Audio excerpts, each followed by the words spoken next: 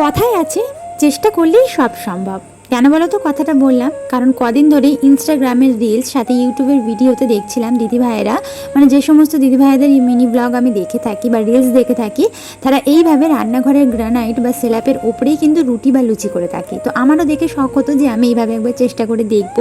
তো চেষ্টা করলেই সব সম্ভব। তো চেষ্টা করলাম আর দেখলাম হয়েও গেল। তো খুব সহজই বলে মনে হলো। আর বেসিনের পাশেই করলাম, তাই তাড়াতাড়ি করেই কিন্তু এই জায়গাটা পরিষ্কার করাটাও আমার জন্য অনেক বেশি সুবিধাজনক হয়ে গেল।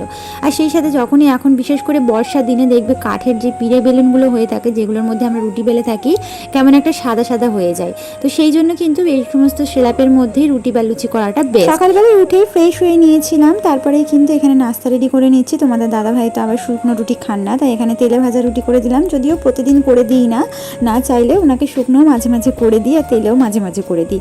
তো প্রতিদিন তো তেলে ভাজাটা খাওয়া ভালো নয়, সেই জন্য তো এখানে রুটিটা করে নিলাম। তারপর উনি খেয়ে বেরিয়ে গেলেন। আর আজকে না রান্নাবান্না দুপুরে ঝামেলাও ছিল না, কারণ কালকের ভাত তরকারি ছিল, তো সেটাই খেয়ে নিয়েছিলাম।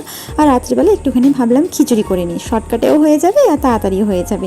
তো সেই জন্য একটুখানি মাংস দিয়ে খিচুড়ি করে নিলাম, আলুটা ভেজে নিয়েছিলাম, সেই জন্য টেস্টটা কিন্তু দারুণ হয়েছিল।